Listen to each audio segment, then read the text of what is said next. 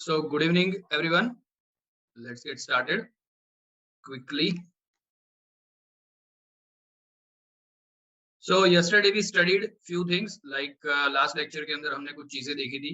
For example, we saw about how we can what is the structure of a particular website. एक website का structure क्या रहता है, right? कि उसके जो HTML, CSS, JavaScript वगैरह क्या होता है, how the client and server side things are working and what is HTML, CSS and JavaScript. And then we started with the head tag. हमने head tag से शुरुआत की थी.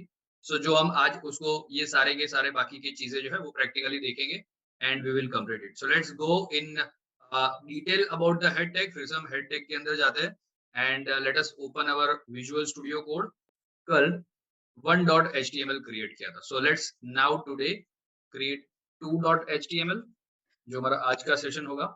Again I will put my boilerplate code. मेरा जो basic code है जिसको हम boilerplate कोड बोलते हैं वो मैं emmet abbreviation, इसका नाम है emmet abbreviation, उसकी मदद से मैं लेकर आऊंगा just by pressing exclamatory mark and hitting enter. वो आ जाएगा. तो हमारे पास ये हमने ये तीन टैग के बारे में देखा था. We already know what is a title tag. तो टाइटल कहाँ पे आता है? जब ये जो हमारा टाइटल है, जब हम लाइव सर्वर पे या जहां पर भी होस्ट करते हैं हमारे वेबसाइट को, वहां ऊपर यहाँ पे लिखा होता है ये जो यहाँ पे डॉक्यूमेंट लिखा हुआ है, दैट इज अवर टाइटल. तो वो टाइटल पे लिखा हुआ आता है. ऑफ कोर्स अभी ये वेबसाइट के अंदर कुछ भी लिखा नहीं है, कुछ भी दिख नहीं रहा है बिकॉज हमने उसके अंदर कुछ लिखा नहीं है.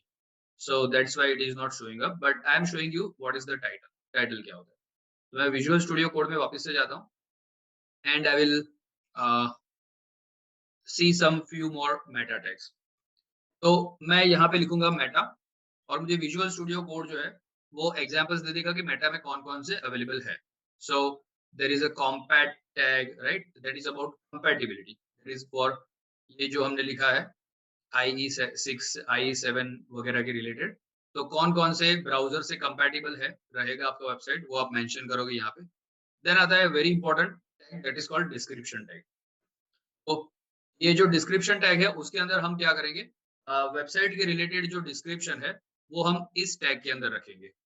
तो जैसे ये वेबसाइट किसके रिलेटेड है एंड उसमें क्या-क्या होने वाला है, all that stuff will come in the description.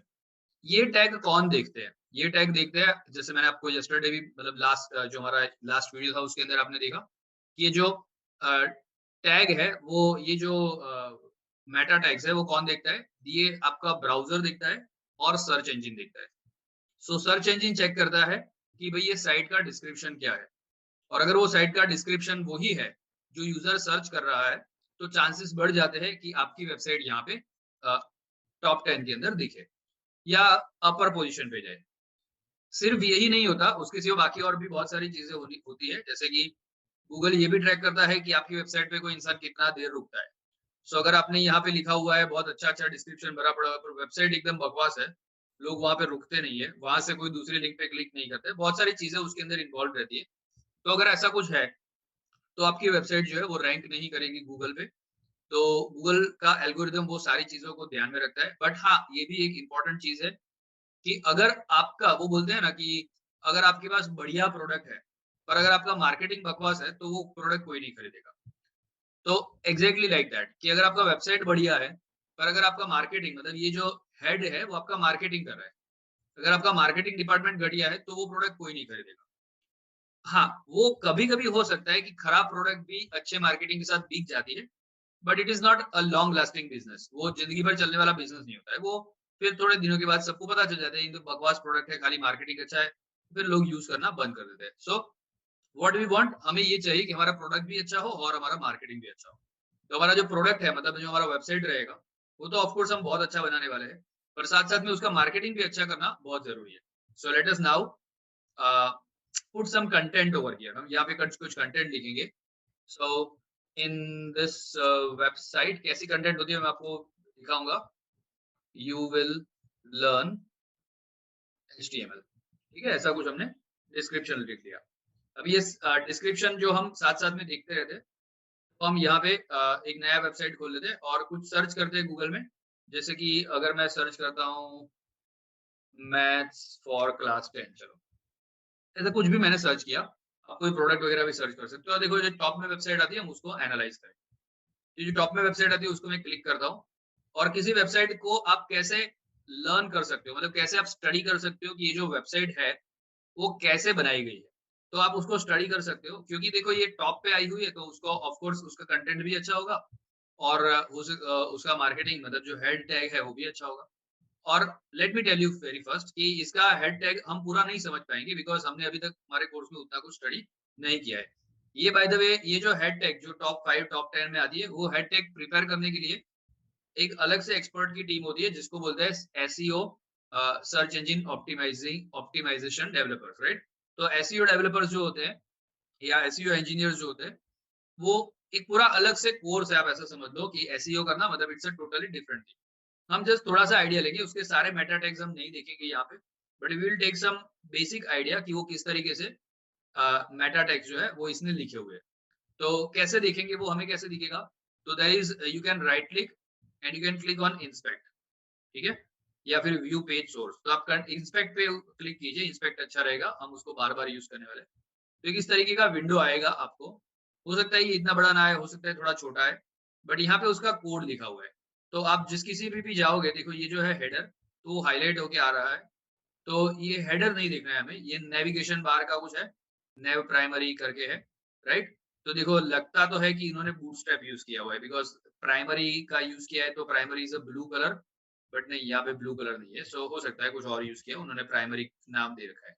But let's say हमें तो हेड टैग देखना है, तो मैं थोड़ा स्क्रॉल अप करता हूँ और ये रहा मेरा हेड टैग छुपा हुआ है। आपको लगे बस इतना सा हेड टैग है, नहीं, ये उसने मिनिमाइज किया हुआ है। हम उसको एक्सपांड करेंगे तो पता चलेगा, हो सकता है 2-3 लाइन का हो सकता है बहुत बड़ा भी हो। तो वैसे बड़ा ही होगा क्योंकि ये टॉप में रैंक कर रही है वेबसाइट, तो अच्छा खासा एसईओ उन्होंने किया ही होगा। तो मैं यहाँ पे क्लिक करता हूँ एंड आई विल सी, हाँ मेरा हेड टैग आ गया। मेटा केयर साइट वो हमने देख लिया, यूटीए वेट, ये व्यू पोर्ट हमने बताया।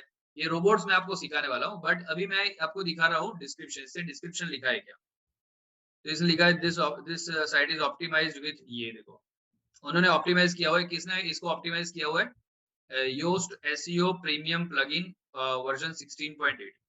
तो इस प्लगइन की मदद से उन्होंने इस वेबसाइट को क्या किया है, उन्होंने इसको ऑप्टिमाइज किया है। एसईओ सर्च इंजन ऑप्टिमाइजेशन उसका किया हुआ है। तो देखो इसका टाइटल जो है वो ये है, जो हमारा यहाँ पे डॉक्यूमेंट है वो इनका ये है। ये सारी चीजें मैटर करती है, ना सिर्फ डिस्क्रिप्शन बट की टाइटल भी मैटर करता है। मेटा नेम डिस्क्रिप्शन, देखो इसने डिस्क्रिप्शन लिखा हुआ है, content download chapter wise step by step NCERT solution for class 10 maths PDF for 2021 board exams. Class 10 maths NCERT solutions are uh, prepared per CBSE marking scheme. बराबर, तो ये पूरा उन्होंने डिस्क्रिप्शन लिखा हुआ है। So I want to show you live description जो कैसा होता है, राइट। सो इस तरीके से हम डिस्क्रिप्शन वगैरह लिखते हैं and then we will come back to our. तो डिस्क्रिप्शन इस तरीके से होता है। So you can take reference. आप इस तरीके से कोई भी वेबसाइट जो है, मान लो कल उठ के आपको टूर्स एंड ट्रैवल्स का कोई वेबसाइट मिल गया बनाने का, तो आप टूर्स एंड ट्रैवल्स में जो हाई रैंक कर दी है उसकी वेबसाइट का मेटा टैग्स आप जरा देख सकते हो और उसके अकॉर्डिंगली आप थोड़ी सी वेबसाइट जो है थोड़ी एसईओ फ्रेंडली बना सकते हो। एसईओ के लिए ऑप्टिमाइज करना इट्स अ डिफरेंट प्रोसेस, उसके लिए क्लाइंट को पेमेंट अलग से करना पड़ता है और उसका चार्ज जो होता है वो वेबसाइट बनाने के चार्ज से बहुत गुना ज्यादा होता है, राइट। तो इस लाइक वेबसाइट अगर आपने 10,000 रुपए में बनाई है तो उसका एसईओ का चार्ज मिनिमम 25,000 रुपए होगा, इज लाइक दैट। तो SEO is a totally different thing. वो हम इस कोर्स के अंदर उसके बारे में कुछ भी बात नहीं करने वाले। मैं जस्ट आपको डिस्क्रिप्शन वगैरह टैग के बारे में सिखा रहा हूँ। Then we will go next. हम यहाँ पे फिर से एक मेटा लिखेंगे और देखेंगे और कौन सा मेटा टैग हमारे पास है। हमने डिस्क्रिप्शन देख लिया।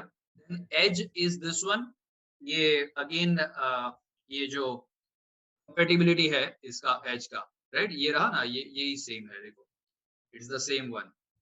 ओके, तो एज ब्राउजर के लिए है। एक और भी अच्छा सा स्टैटिस्टिक्स मैं आपको दिखाऊंगा कि हमें कौन से ब्राउजर को ध्यान में रखना चाहिए एंड दैट स्टफ। हम मैं आपको क्यों फोर्स बता रहा हूँ कि आप क्रोम यूज करो और क्रोम के अंदर काम करो, वो मैं आपको क्यों बता रहा हूँ, I will tell you. And then comes let's say KW. केडब्ल्यू is keywords. तो मैं यहाँ कीवर्ड्स पे क्लिक करता हूँ, तो I will get keywords. Keywords मतलब अगेन ये सर्च इंजन ऑप्टिमाइजेशन का काम है। इसमें भी देखो हमारी जो हमने जो वेबसाइट खोली थी उसमें भी कुछ ना कुछ कीवर्ड्स रहेंगे थोड़ा हम नीचे जाएंगे तो हमें ये उन्होंने स्टाइल शीट जो है वो डाला हुआ है, ये अदर कंट्रीज के लिए डाला हुआ है। यहाँ पे आएंगे, कोई कीवर्ड भी आएंगे,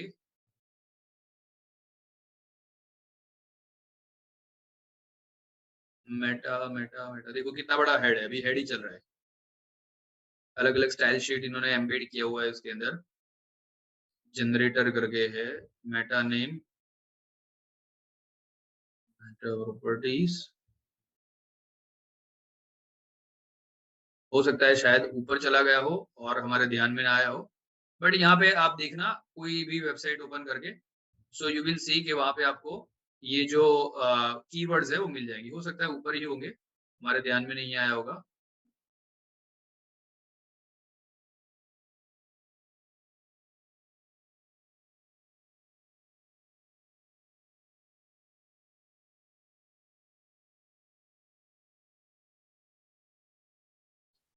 आप ढूंढ लेना, कहीं पर आपको कीवर्ड्स भी मिल जाएंगे, कौन कौन से कीवर्ड्स है, because if it is ranking in Google तो इट इज नॉट पॉसिबल कि उसके पास कीवर्ड्स नहीं है, उसके पास कीवर्ड्स डेफिनेटली होंगे, बट शायद आपको थोड़ा ढूंढना पड़ेगा। सो you can find it out, और आप देख सकते हो कि उसने कौन कौन से कीवर्ड जो है वो यूज किए। सो कीवर्ड्स के अंदर जैसे हमारी वेबसाइट के अंदर जो कीवर्ड मतलब कौन से कीवर्ड, कीवर्ड मतलब कौन सा जो वर्ड्स है जो यूजर सर्च करेगा तो हमारी वेबसाइट जो है वो दिखनी चाहिए, दैट इज कॉल्ड कीवर्ड्स। तो जैसे यूजर सर्च करेगा web development, let's say web development, मैं कॉमा करके दूसरा कीवर्ड डालूंगा, लेट्स से HTML, फिर लेट्स से फ्रंट एंड। ये सारे कीवर्ड्स है क्योंकि मैंने क्या लिखा हुआ है, वेबसाइट क्या करने वाली है, इन this website you will learn HTML। तो HTML ढूंढने वाला क्या सर्च करेगा गूगल पे, गूगल पे शायद सर्च करेगा वेब डेवलपमेंट, शायद सर्च करेगा HTML, या फिर शायद सर्च करेगा फ्रंट एंड, ऐसा कुछ सर्च करेगा। तो ये सारे कीवर्ड जो है मैंने यहाँ पे लगाए हुए हैं। आपको एक्सपीरियंस से ये सारी चीजें भी धीरे धीरे समझ में आने लगेगी। So we don't need to invest much time in this, so let's say meta, and अभी यहाँ पे कीवर्ड का हो गया, and comes redirect, right. Redirect मतलब रिफ्रेश होने के बाद वो वेबसाइट कहाँ पे जाना चाहिए। तो ऐसा भी कभी होता है, फॉर एग्जाम्पल लेट्स से मैं यहाँ पे लिखता हूँ google.com, तो ये मैंने लिख लिया है। अभी मैं मेरे वेबसाइट पे जाऊंगा, ये मेरा वेबसाइट देखो गूगल आ गया, क्यों, क्योंकि मैंने तो लाइव सर्वर खोला हुआ है तो वो तो अपने आप रिफ्रेश होता रहता है, तो वो अपने आप ही गूगल खोल देगा। बट अगर मैं यहाँ लाइव सर्वर को क्लोज करता हूँ, मैं आपको ये दिखाना चाहता हूँ, स्टॉप लाइव सर्वर, ओके, और मैं इसको बंद कर देता हूँ। And what I am going to do, मैं वो फोल्डर ओपन करूंगा यहाँ पे।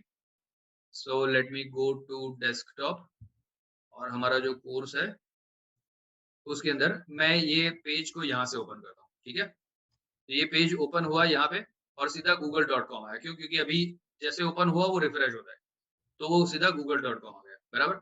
तो ये यहाँ पे लिख सकते हैं, आपने देखा होगा कोई कोई बैंक की वेबसाइट है जिसमें आप वो रिफ्रेश करते हो तो आपका लॉगिन जो है वो एक्सपायर हो जाता है, तो लॉगिन एक्सपायर का मैसेज आता है, तो और आप कोई दूसरे पेज पे चले जाते हो, तो हियर इट इज यूजफुल। ये इस तरीके से यहाँ पे रिफ्रेश वगैरह का चीजें यूज होती है, राइट। तो ये रीडायरेक्शन के लिए है कि यहाँ से आपका जो वेबसाइट है वो कौन सा वेबसाइट रीडायरेक्ट होना चाहिए। So that's for that, and then we will see UTF का हमने देख लिया, VP व्यू पोर्ट जो भी हमने ऑलरेडी देख लिया, ठीक। यहाँ पे है नहीं जो हमने वहां पे देखा था रोबोट, मैं वो रोबोट्स लिखता हूँ, ठीक है ना। तो रोबोट्स क्या होता है, और भी बहुत सारे मेटा टैग्स होते हैं, तो मैं यहाँ पे लिखता हूँ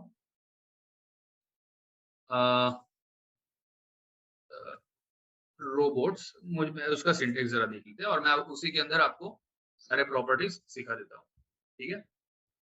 तो रोबोट्स जो होता है वो सबसे शुरू में था, हाँ, नेम रोबोट्स, ठीक है। तो नेम जो रोबोट्स है, नेम इक्वल टू रोबोट्स, ठीक है। तो रोबोट्स का मतलब क्या होता है, रोबोट्स का मतलब होता है आपके सारे सॉफ्टवेयर, सॉफ्टवेयर मतलब जैसे ये गूगल क्रोम है वो एक रोबोट हो गया, फिर गूगल सर्च इंजन है वो भी एक रोबोट हो गया, इंटरनेट एक्सप्लोरर एक रोबोट हो गया।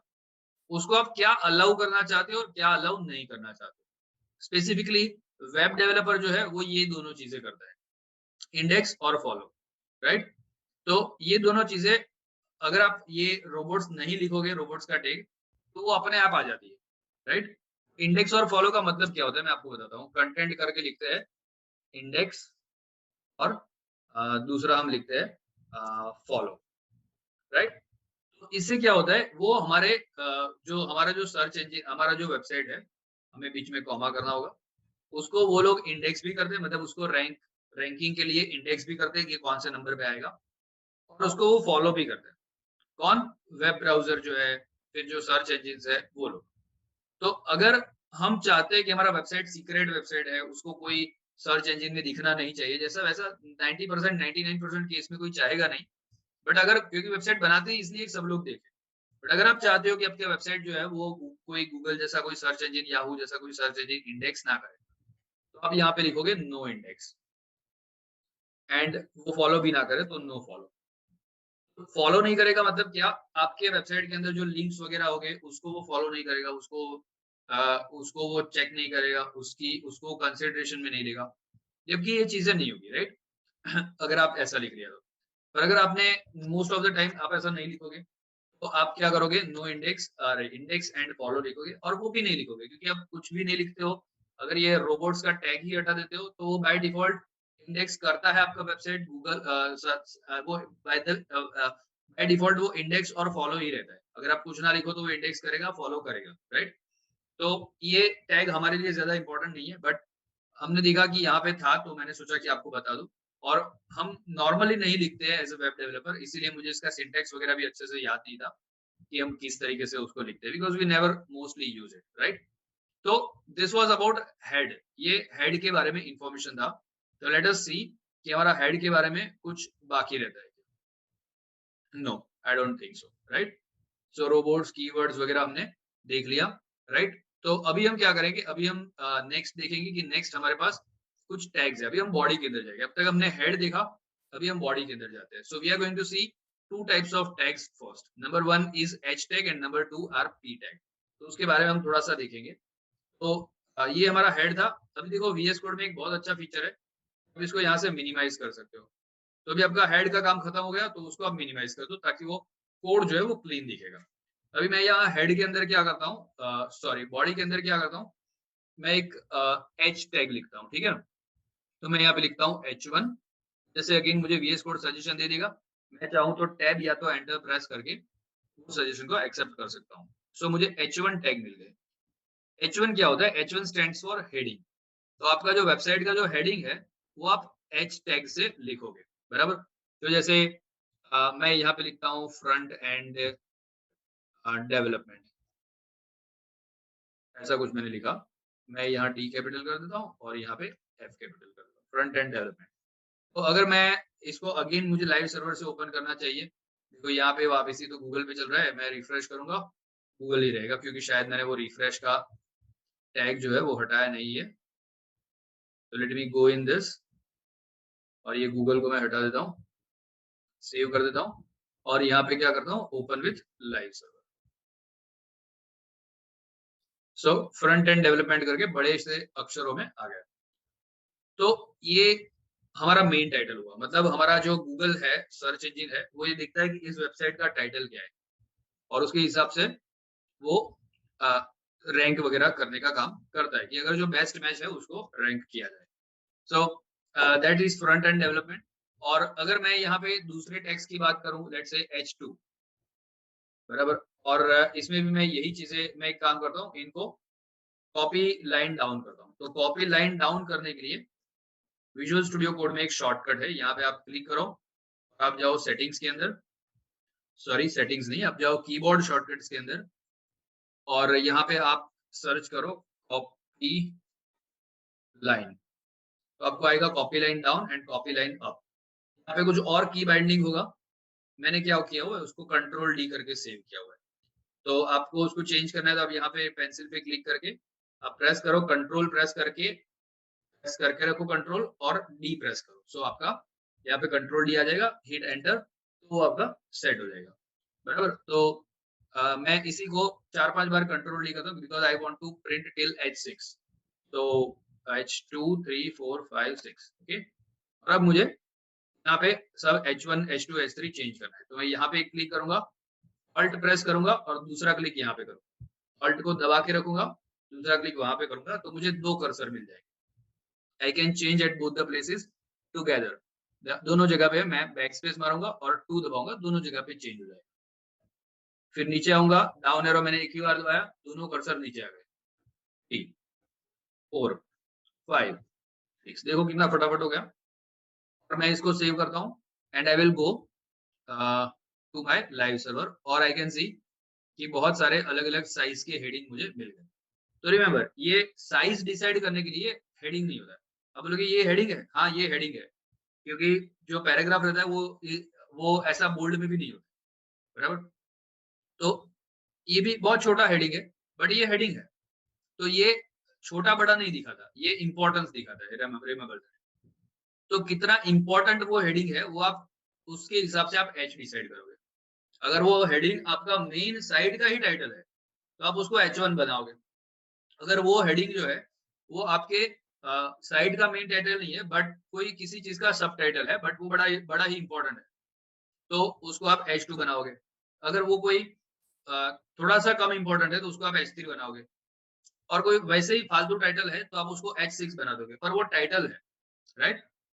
तो गूगल जैसे वेब ब्राउज़र क्या करते हैं, और सॉरी, सर्च इंजन क्या करते हैं, ये सारे टाइटल्स को देखते हैं कि H1, H2 में कितने टाइटल्स मैच कर रहे हैं, कौन-सा पैराग्राफ मैच कर रहा है।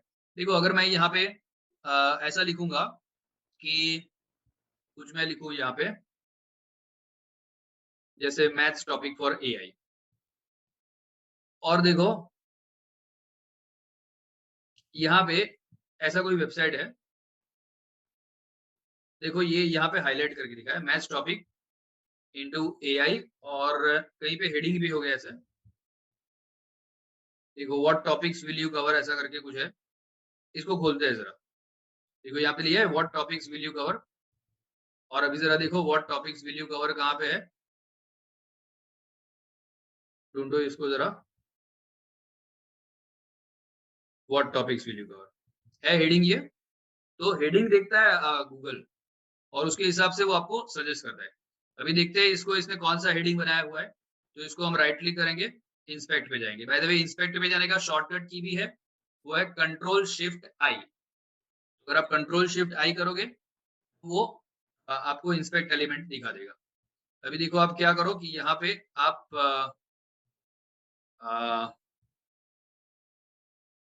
सिलेक्ट, यहाँ से सिलेक्ट करो, यहाँ से ये क्लिक करो, और आप जाओ यहाँ पे। तो देखो उसने क्या बनाया है, ये H2 है। यू कैन सी H2 ऊपर लिखा हुआ आता है, H2 हेडिंग मॉड्यूल रैपर करके लिया हुआ है। So it's an H2 tag. वो क्या है, H2 टैग बनाया हुआ है। तो आप बोलोगे सर ये H2 टैग तो अलग दिखता है, हमारा H2 टैग जो है वो अलग दिखता है, वो थोड़ा बड़ा दिखता है, ये थोड़ा छोटा दिखता है। तो इट डिपेंड्स, वो साइजिंग नहीं है, ये इम्पोर्टेंस है, राइट? तो ये इम्पोर्टेंट टॉपिक है कि आप कौन-कौन से टॉपिक्स कवर करने वाले हो ये कोर्स के अंदर। तो that is how we made, यहाँ पे भी आपको दिख रहा है H2, बराबर? तो ये this is how you should give H1, H2, H3 all, not for sizing. देखो, अगर इसको ये साइज का लेना था तो H3 ही अच्छा था, बट इसने उसको H2 क्यों लिया?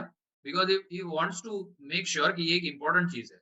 और अगर देखो हम इसको देखेंगे, तो यहाँ पे क्लिक करके यहाँ पे जाएँगे, तो ये क्या है? ये H1 है, देखो, right? So this is H1। तो ये मेन हेडिंग है, ये पेज का मेन हेडिंग यही है। इसको क्लोज कर देंगे, मेन हेडिंग यही है, मैथमेटिक्स फॉर डेटा साइंस, क्योंकि यही तो कोर्स है जो वो लोग सेल कर रहे हैं। तो ये मेन हेडिंग, इसलिए उसको उन्होंने H1 नाम दिया हुआ है, बराबर? अभी देखो, ये जो क्लाउड स्विफ्ट है वो उससे भी बड़े अक्षर में दिखा है, पर वो हेडिंग नहीं है, बराबर? तो ये थोड़ा समझना है कि हमें साइज के हिसाब से हेडिंग नहीं डिसाइड करना है, इंपॉर्टेंस के हिसाब से डिसाइड करना है कि H1 रखोगे, H2 रखोगे, H3 रखोगे, H4 रखोगे, कौन सा रखोगे, बराबर? तो I hope it is clear. तो हम वापस चलते हैं हमारे विजुअल स्टूडियो कोड के अंदर। तो ये हमारे एच टैग्स है, एंड अभी मैं जाता हूँ पी टैग के अंदर। आप जरा देखोगे कि, चलो वो मैं बाद में बताऊंगा, बट अभी हम यहाँ पे पी टैग देखते हैं। पी टैग में क्या होता है, पैराग्राफ होता है। सो लेट्स से फ्रंट एंड डेवलपमेंट के अंदर मैं कोई पैराग्राफ डालना चाहता हूँ, सो आई राइट पी। अगेन वो मुझे ऑप्शन दे देगा तुरंत ही, पी एम8 एब्रीविएशन का। मैं जस्ट एंटर मारूंगा तो मैं टैग में आ जाऊंगा। अभी यहाँ पे मुझे कुछ भी टेक्स्ट लिखनी है, मतलब मुझे देखना तो है ना कि मैं वेबसाइट में क्या लिखूंगा। तो अभी इतना कुछ मेरे दिमाग में, ये फ्रंट एंड डेवलपमेंट है, अभी फ्रंट एंड डेवलपमेंट के बारे में कितना कुछ सोचूंगा। जैसे अगर मैंने सोच भी लिया कि कुछ भी फालतू चीज लिख लेगी इन दिस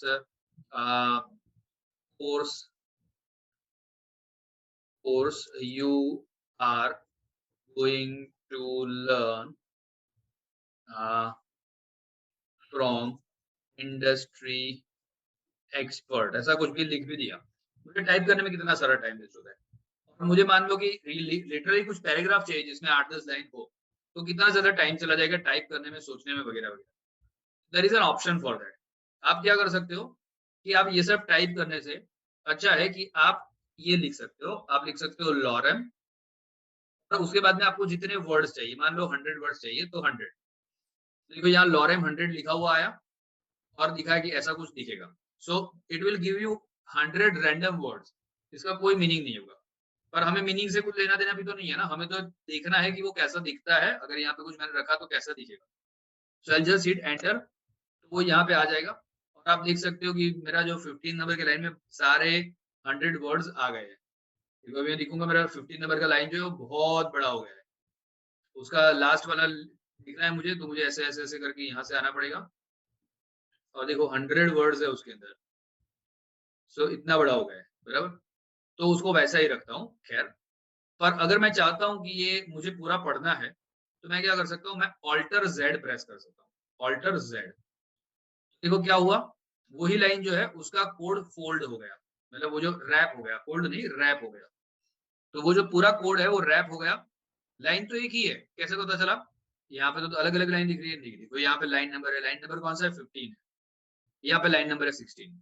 तो ये पूरा 15 नंबर का ही लाइन है, और उसको उसने उस लाइन को क्या कर दिया, रैप कर दिया, वो पूरे लाइन को रैप कर दिया। सो आपको ये हॉरिजॉन्टल वाला स्क्रॉल बार जो आ रहा था वो चला गया, because everything is in one view. तो कभी कभी ये भी बड़ा अच्छा रहता है। और अगर मैं इसको सेव कर लेता हूँ, अभी ये बहुत ज्यादा बड़ा पैराग्राफ हो गया मुझे ऐसा लगता है, बट खैर हम फिर भी हमारे वेबसाइट में जाके देखते हैं। या ये इतना भी बड़ा नहीं हुआ है। सो इट्स अ एक रैंडम टेक्स्ट लिख के आ गया। तो आई हैव एन आइडिया कि वो दिखेगा कैसा जब ये टाइटल रहेगा और ये पैराग्राफ रहेगा, बराबर। So that's the use of P tag, P tag का ये यूज है। और पैराग्राफ के अंदर आप लॉरेम जो है वो ऐसे यूज कर सकते हो। नॉट ओनली दैट, मान लो आपको ऐसे 3-4 पैराग्राफ चाहिए, तो मैं यहाँ पे क्या लिखूंगा, एमेट एब्रीविएशन का मैं यूज कर सकता हूँ, एमेट के फीचर्स का। मैं यहाँ पे लिखूंगा पी, उसके बाद में लिखूंगा इनटू, मतलब स्टार करूंगा, फिर से करूंगा 5। यहाँ पे 5 पी टैग जो है वो आ जाएंगे, और मेरा जो कर्सर है वो पांचों पी टैग के बीच में है, यहाँ पे बीच में। तो मैं कुछ टाइप करूंगा, लेट्स से पैराग्राफ 1। और अभी मुझे यहाँ नीचे जाना है, तो बिकॉज मैंने स्टार करके लाया था, मैं टैब दबाऊंगा तो मैं सीधा नीचे उसके बीच में आ जाऊंगा। नेक्स्ट मैं कहाँ पे आऊंगा, टैब दबाऊंगा तो यहाँ पे आऊंगा, नेक्स्ट यहाँ पे आऊंगा। देखो ये लाइन बना के रखा है उन्होंने कि आप इस तरीके से आओगे अगर आपने टैब दबाया। हाँ, अगर आपने एक बार कहीं बाहर क्लिक कर दिया, अभी गया, अभी वो नहीं हो सकता। अभी आप यहाँ पे हो और टैब दबाओगे तो यहाँ नीचे नहीं जाओगे, अभी आप टैब दबाओगे तो ऐसे जगह छूटेगी, राइट। तो मैं फिर से बताता हूँ, देखो मैं यहाँ पे ये हटा देता हूँ एंड में लिखता हूँ पी स्टार 5। तो 5 टैग आ गए। और राइट नाउ अगर मैं कुछ लिखता हूँ, लेट्स से पैरा 1, और फिर मैं टैब दबाता हूँ, जगह नहीं छोड़ेगा, वो नेक्स्ट पे चला जाएगा या नेक्स्ट पेज में। और मैं लिखूंगा पैरा 2, इसे टैब दबाऊंगा, नेक्स्ट मैं पैरा 3, इसे टैब दबाऊंगा, पैरा 4, इसे टैब दबाऊंगा, पैरा 5, लाइक दैट। ओके, मुझे ऐसे 5 पैराग्राफ जो है वो मिल गए। फिर मैं जरा देखता हूँ कि कैसा दिखता है वो पेज। बहुत खराब दिखेगा मुझे पता है, बट यू रिमेम्बर मैंने बताया था कि अभी तो हम कार का ढांचा बना रहे हैं, तो ढांचा तो कैसा दिखेगा, खराब ही दिखेगा। बट वो सीखना जरूरी है, राइट, बिकॉज एक अच्छी कार बनानी है, मजबूत कार बनानी है, तो हमें वो सीखना जरूरी है। सो कैसा दिखता है उसके ऊपर फोकस मत करो, जस्ट सी कि कैसे हमने ये काम किया हुआ है। और आप देख सकते हो कि we have got para 1 para 2। तो हमने क्या किया, एमेट के फीचर का यूज किया, वो स्टार वाले, तो स्टार वाला फीचर जो है वो यूज कर सकते हो। एंड देन कम्स, ये हमारा पी टैग हुआ। अभी हम देखेंगे कि ये जो फॉन्ट्स जो हमने लिखे हैं उसके रिलेटेड कुछ इंपॉर्टेंट टैग्स है क्या। तो लेट अस क्विकली सी दोस टैग्स। ये हमने देख लिया, परफेक्ट। सो सम टेक्स्ट मॉडिफिकेशन टैग्स है, जैसे ये बोल्ड करने के लिए टैग यूज होता है, होता है बी टैग यूज होता है। मैं बताता हूँ कैसे, बट वो पुराने एचटीएमएल में यूज होता था, अभी भी वो चलता है, but it is not recommended. उसकी जगह रिकमेंडेड है कि आप स्ट्रॉन्ग टैग का यूज करो। दोनों मैं आपको दिखाता हूँ। Let us go back to the visual studio code. इसी पैराग्राफ में से कुछ टैग को बोल्ड करते हैं, जैसे ये इंडस्ट्री एक्सपर्ट है, उसको बोल्ड कर देते हैं using you are, let's say going to learn को बी टैग से बोल्ड करते हैं। तो यहाँ पे मैं स्पेस मारता हूँ और लिखता हूँ बी। अगेन मुझे एमिट जो है वो सजेशन दे देगा, तो मैं एंटर मारूंगा, तो मुझे बी का ओपनिंग और क्लोजिंग टैग मिल गया। जो क्लोजिंग टैग है उसको मैं कट करता हूँ यहाँ से, और गोइंग टू लर्न के बाद में यहाँ रख देता हूँ। ये जो गोइंग टू लर्न है वो क्या हो जाएगा, बोल्ड हो जाएगा। तो विल सी, तो गोइंग टू लर्न जो है वो थोड़ा सा बोल्ड हो गया है। मैं जरा जूम इन करता हूँ तो आपको समझ आएगा। देखो गोइंग टू लर्न आजू बाजू की टेक्स्ट से थोड़ा बोल्ड हो गया है। और अगर हम ये नॉट रिकमेंडेड है, रिकमेंडेड है आप स्ट्रॉन्ग टैग का यूज करो। तो अगर मैं यहाँ पे लिखता हूँ तो स्ट्रॉन्ग, तो स्ट्रॉन्ग भी वैसा ही है, बट नए एचटीएमएल में नए फीचर्स के साथ स्ट्रॉन्ग है। तो इंडस्ट्री एक्सपर्ट के पीछे में स्ट्रॉन्ग का क्लोजिंग टैग जो है वो लगा देता हूँ। तो जो इंडस्ट्री एक्सपर्ट है वो स्ट्रॉन्ग टैग के अंदर आ गया। स्ट्रॉन्ग का मतलब है वो इंपॉर्टेंट है, ठीक है ना। तो अभी मैं यहाँ पे देखता हूँ, तो देखो दिखता तो वैसा ही है, कोई फर्क नहीं है, बट अकॉर्डिंग टू जो वेब क्राउलर होते हैं, वेब क्राउलर मतलब यही सर्च इंजन वगैरह, गूगल क्रोम सर्च इंजन वगैरह वगैरह, तो वो लोग ये स्ट्रॉन्ग को देखते हैं। स्ट्रॉन्ग मतलब it is important, right. Bold मतलब बोल्ड, स्ट्रॉन्ग का मतलब होता है इंपॉर्टेंट। तो इट इज एडवाइस कि आप स्ट्रॉन्ग यूज करो। सेम वे किसी चीज को इटैलिक करना है, तो आप लेट से मैं ये डॉलर सीट एमेट लिखा हुआ है उसको इटैलिक करना चाहता हूँ, तो मैं आई टैग का यूज करूंगा। ओके, हम एम्फेसाइज टैग का यूज करना चाहिए एक्चुअली, इसलिए एक्चुअली उसका टैग जो है वो आई टैग तो हमारा इमेज के लिए होता है, but let let us use I tag. मैं आई लिखता हूँ क्योंकि हाँ बस आई टैग। ओके, तो हम कट करते हैं इसका और डॉलर सेट एमिट को इसके बाद में लिखते हैं। तो इतना जो पार्ट है वो क्या हो जाएगा, इटैलिक हो जाएगा। अगर हम देखेंगे तो ये रहा डॉलर सेट एमिट, थोड़ा सा इटैलिक हो गया है, बराबर। I know it is difficult to see, क्योंकि ये सारी चीजें जो है वो हम CSS से करते हैं तो ज्यादा अच्छी रहती है। अभी ये वेरो समथिंग कुछ है, उसको हम इटैलिक करेंगे दूसरे तरीके से जो रिकमेंडेड है। ये आई टैग रिकमेंडेड नहीं है, कि वो पुराने उसमें यूज होता था HTML में, अभी हम यूज करते हैं एम्फेसिस टैग। तो मैं यहाँ पे EM लिखता हूँ, तो ये जो EM टैग आया हम एंटर मारेंगे, और जो क्लोजिंग वाला है उसको कट करके ये वेरो नेस्क्विएंट कुछ है उसके पीछे पेस्ट कर देता है। नाउ दिस वेरो नेस्क्विएंट जो कुछ भी है वो एम्फेसाइज हो गया, मतलब क्या हो गया, वो इटैलिक हो गया। तो जरा देखो ये रहा, वो इटैलिक हो गया, बराबर। तो आप इस तरीके से इटैलिक कर सकते हो। Again, bold not recommended, strong recommended, italic not recommended, emphasis recommended, बराबर। अभी हम देखते हैं और कौन से टैग है। डिलीट टैग जो हमारा स्ट्राइक थ्रू करने के लिए यूज होता है, मतलब मुझे मान लो ये ऑफिशिया है, उसको स्ट्राइक थ्रू कर देना है, मतलब उसके अंदर लाइन कर देना। मैं कैसे करूंगा, तो जो ऑफिशिया है कहीं पे होगा, ये रहा, उसके आजू बाजू में डिलीट टैग का यूज करूंगा।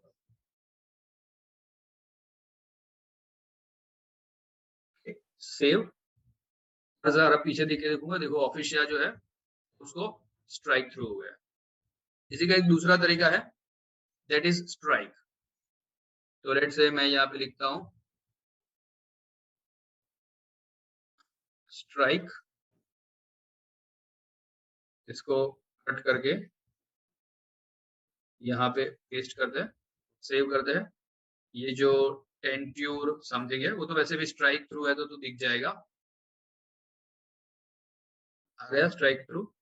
तो strike is recommended, delete is not recommended, बराबर। तो ये नया नया दौर है स्ट्राइक वगैरह लिखना। तो स्ट्राइक है, फिर क्या बोलते हैं ये स्ट्रॉन्ग है, फिर एम्फेसिस है, दीज आर यूज्ड, राइट। तो इस तरीके से ये कुछ हमारे फॉन्ट के टैग है। और भी देखते हैं, we have superscript and subscript tag.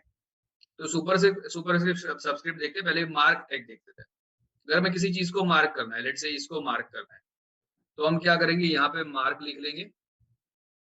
Mark देखो, अभी ये मार्क तो सजेशन में भी नहीं आता है, बिकॉज ये तो शायद से HTML5 से निकल ही गया है। I will have to type it on my own. यहाँ पे मैं मार्क करूंगा, देखो उसने एटलीस्ट कम से कम इतना तो कर दिया मेरे लिए।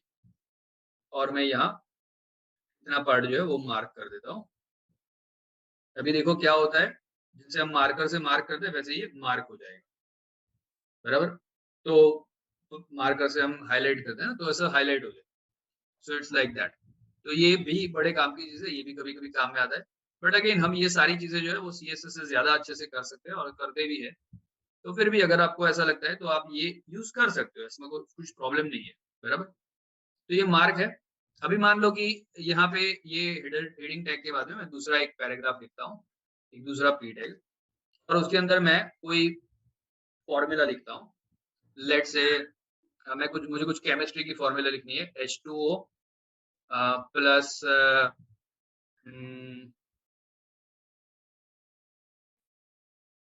H2SO4 SO4 इक्वल्स टू कुछ भी, आई डोंट नो, मुझे केमिस्ट्री याद नहीं, अभी बहुत साल हो गए केमिस्ट्री को छोड़े। तो let's say H2S plus let's say 2O4, ऐसा कुछ लिख लेता हूँ, कुछ भी लिख लेता हूँ, ठीक है। तो ये हमारा एक फॉर्मूला हो गया, केमिस्ट्री के फॉर्मूला होता है ना, पर उसमें पता है आपको 2 जो है नीचे होता है, ऐसा नहीं होता साइड पे। ये तो 204 लिख रहा है, वो ऐसा नहीं है, ये है 2 × O4, ऐसा कुछ है। तो मुझे ये H2S भी जो है वो ऐसा नहीं होता। तो ये चीज जो है वो मुझे सबस्क्रिप्ट में चाहिए। देखो यहाँ पे अभी कैसे दिख रही है, it looks like this, not looking good. तो मुझे क्या करना है, उसमें 2 जो है वो मुझे थोड़ा नीचे चाहिए सबस्क्रिप्ट में। तो मैं यहाँ पे क्या करूंगा, यहाँ पे सब टैग का यूज करूंगा और इसको कट करूंगा। जो एक्स्ट्रा स्पेसेस है वो मैं मिटा दूंगा, वरना वहां पे स्पेस आएगी। और इसके पीछे मैं ऐसा लिखूंगा। तो यही सब जो है वो मैं यहाँ पे भी लिखूंगा।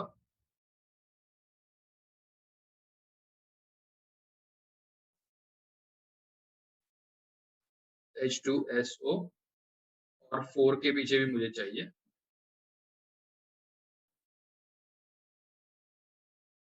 तो यहाँ 4, उसके पीछे देन अगेन मुझे यहाँ पे चाहिए सब। क्या हुआ,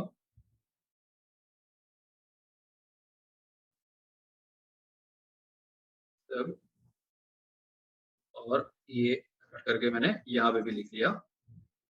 अगेन ये 4 को भी मुझे सबस्क्रिप्ट में ले जाना है, तो आई विल यूज सब। और ये जो पीछे का ऑटोमेटिक आया उसको मैं 4 के पीछे ले जाता हूँ। नाउ यू सी कि वो कैसा दिखता है। You see now it looks, हाँ ये 2 अभी नहीं आया, बट ये H2SO4 सही से जा रहा है, H2S और 2O4 बहुत अच्छा दिख रहा है। सो लेट्स सी कि वो क्यों नहीं आया। अच्छा, इसके आगे वाला सब हमने कहीं गलती से काट दिया।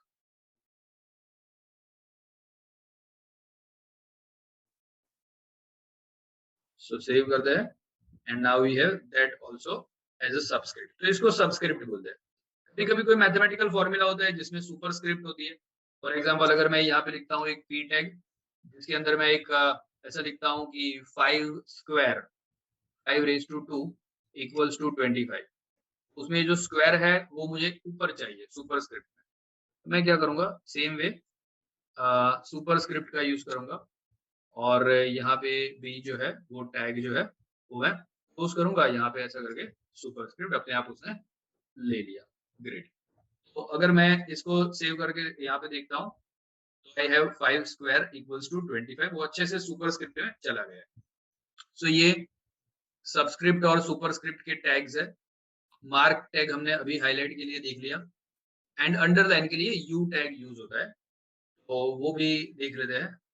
इसको अंडरलाइन कर देते हैं, लास्ट वाला है उसको। तो यहाँ पे हम जाते हैं और यहाँ पे यू टैग लिखते हैं।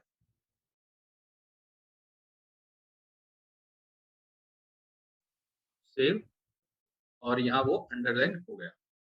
ये कुछ टेक्स्ट को मॉडिफाई करने के टैग्स है। सो ये आप अपने तरीके से ट्राई करो, और आपको और ज्यादा समझ में आएगा इसके अंदर जब आप खुद करोगे, right? So let us go to the next. Let's see some miscellaneous tags. अभी मैं चाहता हूं कि यहाँ पे ये जो लाइन है, मैं यहाँ एक नया पैराग्राफ लिखता हूँ, और यहाँ पे पी टैग लिखता हूँ, और यहाँ पे लिखता हूँ मैं एक लॉरेम लिख देता हूँ, लॉरेम 50। ठीक है, तो 50 वर्ड्स का एक मुझे ग्रुप मिल जाएगा, और मैं जैसे इसको सेव करूंगा वहां पे वो इम्पैक्ट में आ जाएगा। बट मैं ये चाहता हूँ कि इसमें पहला जो सेंटेंस है उसके बाद में ये सेंटेंस नई लाइन में आना चाहिए, ऐसे एक लाइन छोड़ के। फिर ये वाला जो सेंटेंस है वो भी हर सेंटेंस ऐसे एक एक लाइन छोड़ के नई लाइन में आना चाहिए, लाइक दिस। और बस ये यहाँ ऐसा 4 अलग अलग ऐसा आने चाहिए, पहले ये फिर ये। तो मैंने ऐसे अच्छे से उसको एंटर मार के स्पेस दे दिया। अब मैं इसको सेव भी करता हूँ, देखो मैंने सेव भी कर लिया इसको, फिर भी मैं यहाँ से फिर एक बार सेव करता हूँ ताकि आपको एक कॉन्फिडेंस आ जाए कि नहीं, सेव कर दिया है। और अभी हम जाते हैं यहाँ हमारे लाइव सर्वर पे, और हम देखते हैं यहाँ पे ऐसा कुछ नहीं हुआ। यहाँ पे ये तो स्ट्रेट फॉरवर्ड दिखता है। Why is it so? क्योंकि आप कितनी स्पेस दोगे उससे यहाँ पे फर्क नहीं पड़ेगा। आपका HTML जो है वो ऐसी कोई एक्स्ट्रा सारी स्पेसेस को निगलेक्ट कर देता है। आपने यहाँ पे ऐसा इतना भी स्पेस दे दिया, और लेट्स से यहाँ ये लॉरेम और इप्सम के बीच में भी आपने मान लो इतना सारा स्पेस दे दिया, वो सब दिखने नहीं वाला है। देखो अगर मैं सेव भी कर देता हूँ इसको, वैसे मुझे आदत ही है, मैं कंट्रोल एस अपने आप ही हाथ प्रेस हो जाता है। तो देखो लॉरेम इप्सम के बीच में ना, इसमें रिफ्रेश भी करके दिखाता हूँ, देखो रिफ्रेश किया ना, लॉरेम इप्सम के बीच में स्पेस आती है ना, यहाँ पे नए लाइन एंटर होते, कुछ भी नहीं हो रहा है। तो मुझे अगर कुछ चीज न्यू लाइन में चाहिए तो क्या करना है? तो मुझे कुछ चीज अगर न्यू लाइन में करना है तो मुझे क्या करना होगा, स्पेस कैसे लाना है वो मैं आपको आगे समझाऊंगा, don't worry about it. But मुझे यहाँ पे नया लाइन चाहिए, तो मुझे क्या करना है, मुझे लाइन ऐसे पैराग्राफ देना है तो दो, नहीं देना है तो मत दो। बट क्या करो, आप BR लिखो बीच में, देखो BR, BR का मतलब होता है लाइन ब्रेक। तो वहां से लाइन जो है वो ब्रेक हो जाएगी। आप चाहो तो सीधा ऐसा कांस्टेंट भी लिखोगे BR, पर आपने BR लिखा है इसलिए लाइन ब्रेक होने ही वाली है ना, ऐसा सीधा सीधा लिखा हुआ है, उससे उससे उसको कोई फर्क नहीं पड़ता, उसको BR आएगा तो लाइन ब्रेक करेगा। Let us first see that. गया ये लाइन नेक्स्ट लाइन में। अब सोचो कि ये BR जो है, जैसे ये P टैग शुरू हुआ ये खत्म हुआ, कि BR खत्म कहाँ होता है? तो BR is not having, it is self closing tag, उसको क्लोज करने की जरूरत नहीं पड़ती, उतना ही है। उसके बीच में कुछ कंटेंट होती नहीं ना, वो तो एम्प्टी टैग है, उसके अंदर कोई कंटेंट थोड़ी लिखते हैं। जैसे हम H4 यहाँ पे शुरू हुआ यहाँ पे खत्म हुआ, क्यों? क्योंकि बीच में हमने कंटेंट रखा। P यहाँ से शुरू हुआ यहाँ पे खत्म हुआ, क्यों खत्म क्यों करना पड़ा? क्योंकि बीच में हमने कंटेंट रखा। BR के बीच में थोड़ी ना कंटेंट होती है, BR तो क्यों यूज होता है? खाली लाइन को ब्रेक करने के लिए। तो वो एम्प्टी टैग है, उसका क्लोजिंग वगैरह नहीं होता है। सो जहां जहां पे भी आपको लाइन ब्रेक चाहिए वहां वहां आप क्या कर दो, BR कर दो, वहां वहां आपको लाइन का ब्रेक मिल जाएगा। अगर आपको 2 लाइन का ब्रेक चाहिए, ब्रेक 2BR, उस तरीके से 2 लाइन का ब्रेक आ जाएगा। तो यहाँ पे एक लाइन का ब्रेक है, मतलब ये लाइन यहाँ से ब्रेक हो गई, इसके आगे अब वो लाइन यहाँ से आगे नहीं है, और यहाँ नेक्स्ट लाइन आ गई। पर यहाँ पे 2 लाइन का ब्रेक है, एक तो ये लाइन यहाँ से छोड़ दिया, फिर बीच में एक एक्स्ट्रा लाइन छोड़ दिया। देखो अगर मैं एक और BR मार दूं यहाँ पे, तो और एक लाइन देखो इसके बीच में, ये यूलैम करके कुछ लिखा हुआ है, उसके पहले मैं एक BR मारता हूँ, यूलैम क्या रहा, ये रहा, उसके पहले मैं एक BR मारता हूँ, और एक नहीं 3-4 BR मार देता हूँ।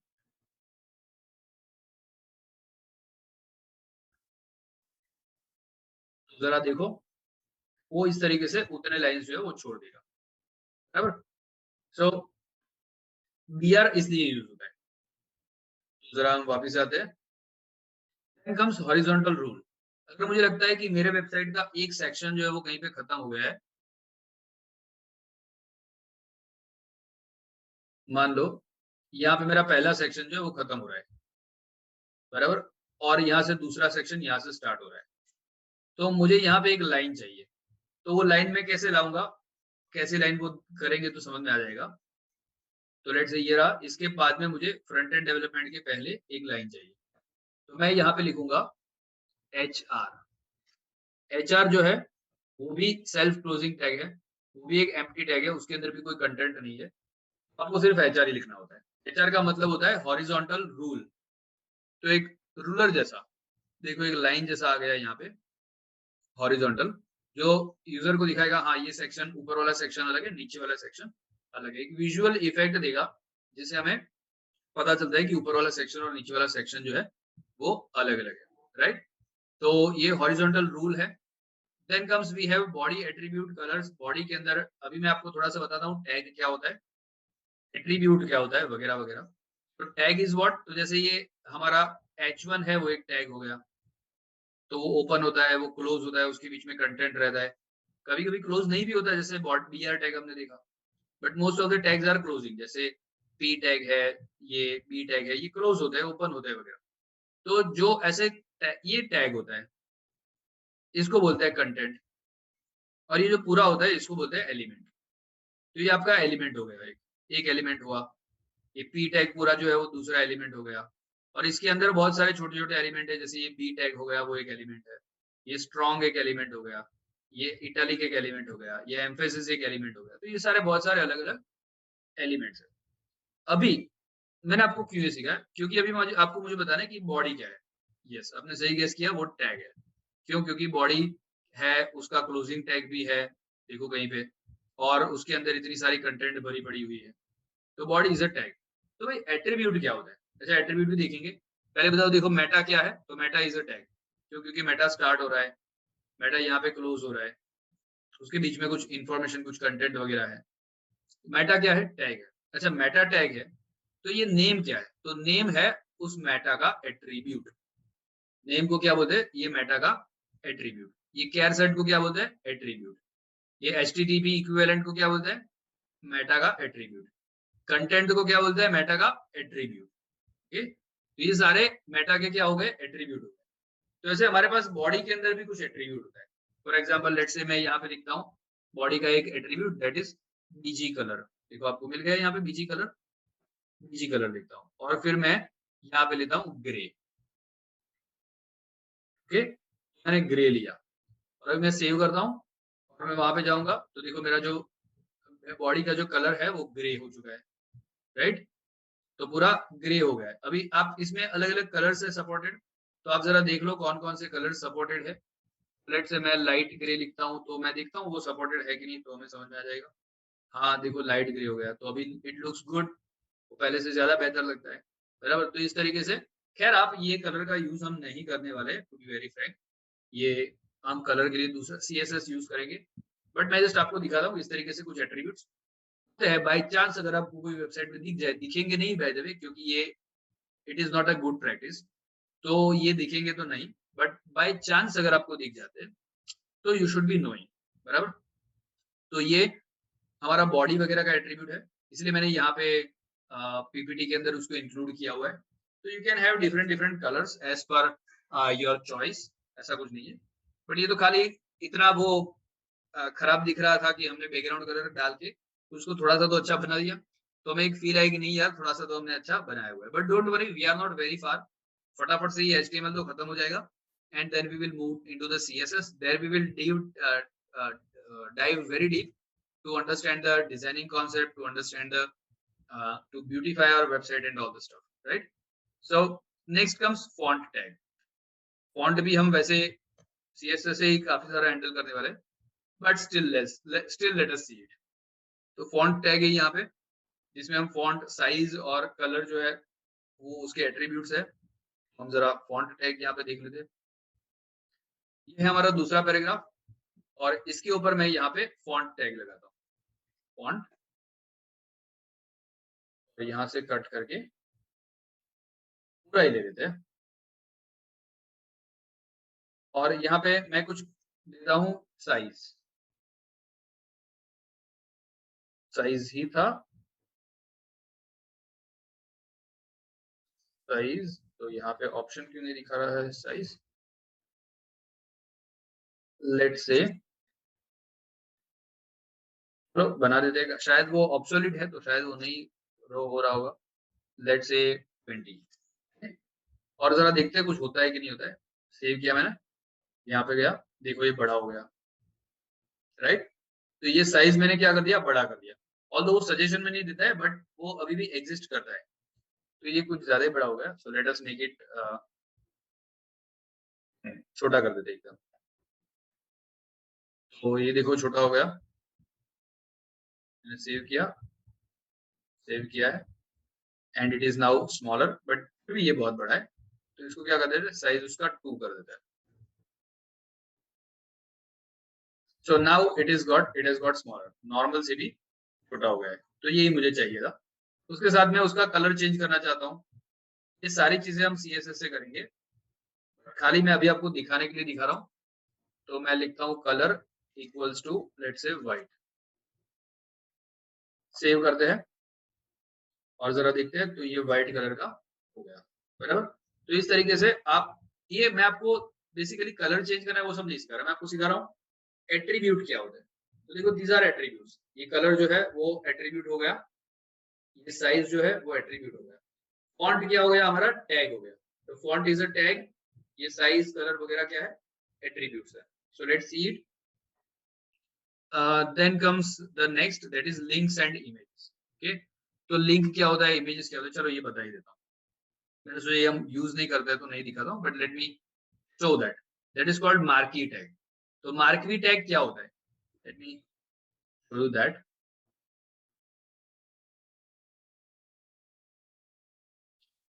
यहीं पे रख देते हैं, फ्रंट एंड को ही मार्की बना देते हैं, मार्की टैग। और उसमें बिहेवियर वगैरह सारी चीजें मैं बताऊंगा आपको।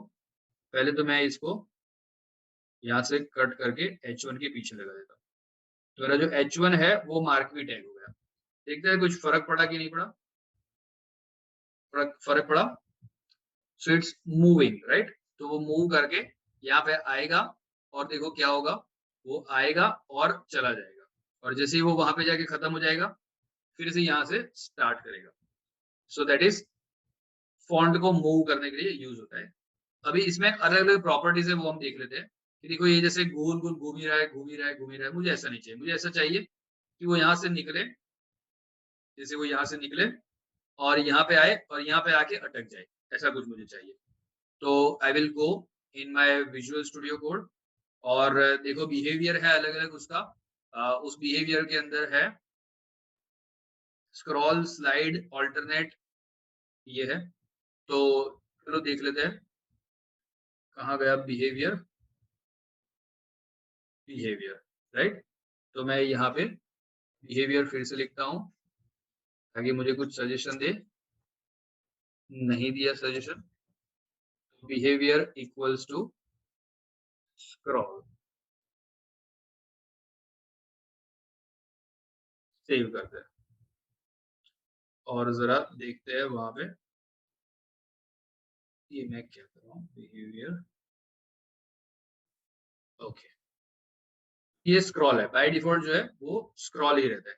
मैं काम करता हूँ मार्किंग को फिर से लिखता हूँ, तो मुझे सजेशन दिखा तो मुझे और ज्यादा मजा आएगा करने का। Let me right here marking, और देखो बिहेवियर है उसमें स्क्रॉल आता है, उसके सिवा आता है, जरा देख लेते हैं, उसके सिवा आता है स्लाइड। तो हमारा वाला जो है वो स्लाइड है, जो हमें फेवरेट है वो, राइट।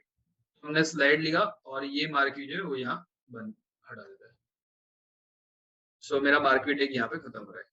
तो जरा देखते हैं, देखो अभी आएगा, स्लाइड करेगा और लेफ्ट में आके अटक जाएगा, फिर आगे नहीं बढ़ेगा, वो अटक गया। उसकी आप स्पीड भी कंट्रोल कर सकते हो बाय द वे। अभी मुझे याद नहीं कि वो उसका पैरामीटर क्या था, because we rarely use this. इसका डायरेक्शन आप लेफ्ट राइट वगैरह कर सकते हो। लेफ्ट करोगे तो लेफ्ट में से आएगा, राइट करोगे तो राइट में से आएगा, राइट बाय डिफॉल्ट रहता है, ठीक है ना, तो वो आता है। फिर देखो left right up and down भी है, ठीक है ना। स्क्रॉल अमाउंट है जो कि आपका स्पीड, तो स्क्रॉल अमाउंट चलो कुछ करते हैं 20 उसमें लिखा है तो 20 करते हैं। डायरेक्शन लेट से मैं अप करता हूँ और जरा देखता हूँ कि क्या होता है अप में। देखो मैं रिफ्रेश करता हूँ, देखो नीचे से आया ऊपर की तरफ। अभी हम डाउन कर देते तो ऊपर से आएगा नीचे की तरफ, राइट। और देखो ये तो छुप भी गया पीछे, तो मुझे वो नहीं चाहिए, वो हमारा जो नॉर्मल था वही बराबर था, जो इसमें हमने कुछ भी नहीं लिखा था।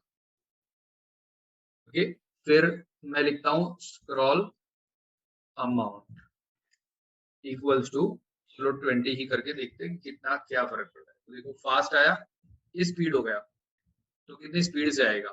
तो लेट से अगर मैं उसको करता हूँ 40, तो एकदम से स्पीड में आ जाएगा। उसको लेट से मैं 60 करता हूँ, तो एकदम फास्ट आएगा। और यूजुअली जो नॉर्मली हम वेबसाइट में देखते हैं 70 या 80 का स्पीड उसका हो सकता है। सो एकदम से आया और रुक गया। तो जैसे आप स्क्रॉल करोगे तो वो आएगा और यहाँ पे रुक जाएगा, like that, just to take attention. आपका अटेंशन जो है वो सीख करने के लिए इस तरीके से हम मार्क टैग कभी कभी यूज करते हैं, नॉट मेजरली यूज, ज्यादा यूज हम नहीं करते ये सब चीजों का। Most of the websites are looking simple and sober, right. तो ये सब हमारे मिसलेनियस टैग्स है। Now in tomorrow session we are going to see links tag and images tag. तो I will suggest you to practice this things जो हमने अभी तक सीखी है, उसको आप प्रैक्टिस करो। And I will see you on Monday. And Monday we are going to see how to take image tag हम जरा डिटेल में देखेंगे। हम ए टैग एंकर टैग देखेंगे and we will also go ahead, हम आगे भी बढ़ेंगे, अनऑर्डर्ड लिस्ट वगैरह सब कुछ क्रिएट करने वाले। So see you on Monday, happy weekends.